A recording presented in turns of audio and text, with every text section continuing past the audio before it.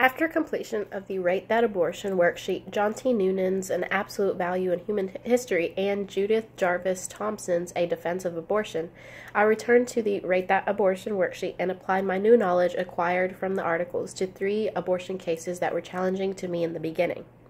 The first case I will be discussing is letter A. The pregnancy is the result of rape. At first, I chose to rate it as a 4, from a scale of 1 to 5, 1 being most justified and 5 being least justified. At the time, I had the mindset that the unborn developing human did not deserve to be deprived of life, despite circumstances.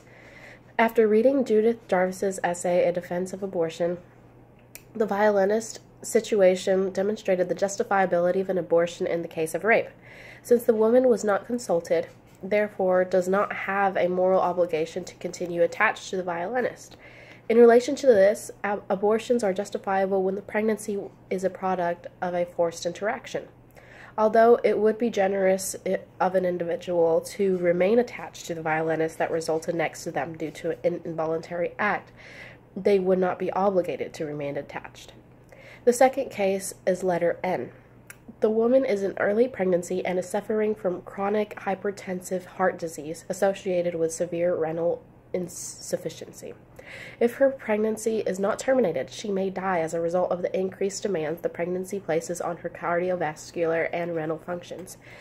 Although termination of the pregnancy will result in the death of the fetus, its chances of survival are slight in any event given the mother's health problems. Noonan says that abortion is selfish and cruel unless her life is on the line, therefore justifying the abortion in this situation. At first, I felt selfish choosing to rate that abortion as a 5. I chose to write 2 because if I were in a woman's place, I would have been in severe emotional pain over the high chances of losing the unborn developing human, but would not be willing to risk my life. After reading and watching the lecture, I became more confident in my opinion over the justification of that abortion.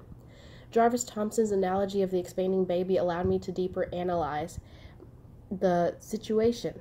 The recognition of the mother having to use self-defense in order to protect her life due to the expanding child helped to clarify and make obvious the innocence of both parties. The third case is letter X. The woman is in prolonged obstructed labor. She will die unless an operation is performed in which the head of her unborn fetus is crushed, or craniotomy. If craniotomy is not performed and the woman dies from uterine rupture or exhaustion, the fetus will in all likelihood die also. When reading this at first, I thought that perhaps it would be too painful to go through several months with an unborn developing human and then have to terminate the pregnancy. So I rated it a 3, because I was unsure. Whether a mother should give up their life for their child has always been something I have thought about, but never came to a conclusion. Jarvis-Thompson's discussion over the justifiable nature of an abortion when the mother's life is at stake allowed me to decide to come back and rate it a 2. It would surely be a difficult decision to make, but the woman would have the obligation to choose for herself to either allow the growing child to crush her, ending her life, or destroy the baby in order to save her life. In this case, the unborn developing human would have a minor chance of living, so the abortion would be the most likely option either way.